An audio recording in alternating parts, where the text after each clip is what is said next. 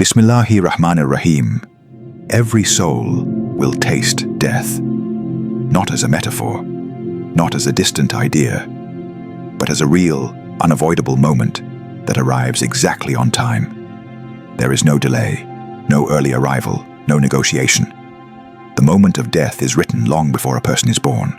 The place, the time, the manner, all recorded. You may plan your future. You may assume tomorrow belongs to you. But your soul already has an appointment. And when that moment arrives, the world does not end. The sun does not stop. People do not freeze. Life continues, but your life ends. Death does not knock loudly. It does not announce itself. It does not warn twice. It comes silently, sometimes in the middle of sleep, sometimes in the middle of laughter, sometimes in the middle of prayer, sometimes in the middle of sin. And when death arrives, the first thing to change is not the body, it is awareness. The dying person begins to realize something is different. A heaviness spreads, a tightness in the chest, a separation begins. The soul does not leave the body instantly. It is taken gradually.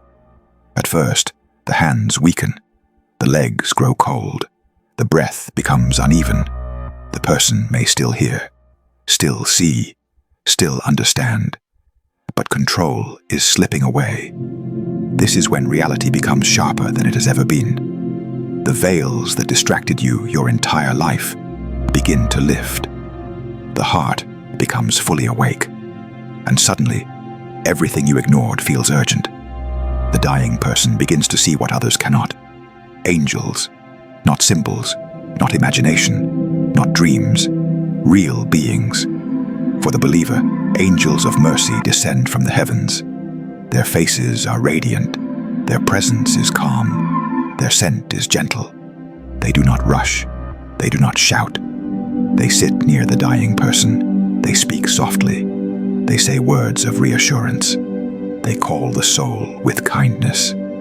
O peaceful soul, come out to the forgiveness of your Lord and His pleasure. And the soul recognizes them. There is no fear in their voices, no threat in their presence. The believer feels relief.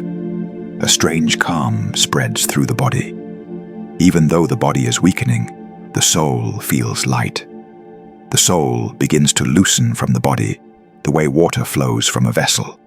Smooth, gentle, without tearing. The pain of death for the believer exists, but it is eased. Just as birth has pain, death has pain, but mercy surrounds it. As the soul is taken, the believer sees what awaits. A place prepared, a promise fulfilled. Hope replaces fear. But for the one who lived carelessly, for the one who delayed repentance, for the one who knew the truth but chose the world, the moment of death is very different. Angels descend with faces that inspire dread. Their appearance is severe. Their presence is heavy. They bring rough cloth from punishment. They sit near the dying person. And they do not speak gently. They say, O wicked soul, come out to the anger of your Lord. The soul resists. It clings to the body. It does not want to leave. The dying person begins to panic. The chest tightens violently. Breathing becomes desperate. The eyes dart. The soul is pulled forcefully. Pain spreads in ways no illness has ever caused. The soul is torn from the body, the way wet wool is dragged through sharp thorns. Every nerve feels it. Every part suffers. This is when regret arrives, but it arrives too late. The dying person wants to speak. They want to say Astaghfirullah. They want to say La ilaha illallah. But the tongue becomes heavy. The Prophet taught that the tongue dies before the heart. That is why remembrance during life matters. At this moment, habits speak louder than intentions. Those who lived remembering Allah find their tongue moving naturally. Those who lived heedlessly struggle. Some manage to whisper words of faith. Some cannot. Not because they do not believe, but because they trained their tongue on everything else. At this moment, memories rush in, not like a film, but like a weight. You see your prayers, the ones you delayed, the ones you rushed, the ones you missed. You see the sins you excused, the lies you told, the eyes you lowered too late, the opportunities you wasted. You also see your secret good deeds, the charity no one knew about, the tears you cried alone, the moments you restrained yourself for Allah. Nothing is hidden. The dying person realizes something terrifying. This is not the end. This is a transfer, and the direction has already been chosen. The soul reaches the throat. The body begins its final shutdown. Family members gather. Some cry. Some call the person's name. Some beg them to stay. But the dying person cannot respond. Not because they do not hear, but because they are now between two worlds. The soul is being taken upward. The body is being left behind. The eyes begin to stare. The gaze fixes. This is known as the soul leaving through the eyes. The Prophet taught that when the soul departs, the eyes follow it. This is why the eyes of the dead remain open unless closed. The angels take the soul. If the soul is righteous, it is wrapped in beautiful cloth. It is perfumed. It is carried gently, and it is taken upward. As it passes each level of the heavens, the angels ask, "Whose soul is this?" And the angels respond with the best names the person was known by. Not the name people used, but the name the heavens recognize. The gates of heaven open. The soul is welcomed. If the soul is corrupt, the gates do not open. It is rejected, thrown back down. Allah says that the gates of heaven do not open for certain souls. They are returned to the earth in disgrace. This return is violent. The soul is thrust back toward the body. This is when the body jolts. This is when the person is pronounced dead. Doctors say the heart stopped, but the soul knows what truly happened.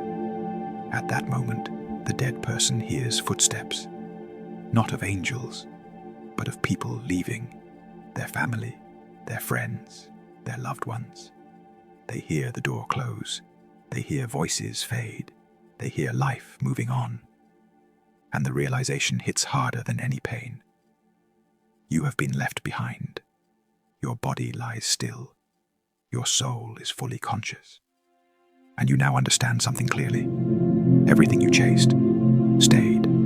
Everything you neglected, followed you. The house, the car, the money, all remain. Only deeds walk with you. Only actions speak for you.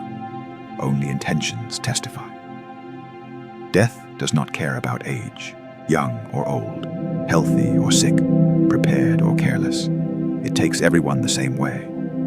But the experience is not the same. For some, death is a release. For others, death is the beginning of regret. This is why the righteous used to fear death, yet prepare for it. And the heedless feared death, yet ran from preparation. The wise understood that death is not darkness. It is clarity. Everything unclear in life becomes clear at death. Everything doubtful becomes certain. But certainty at death does not save.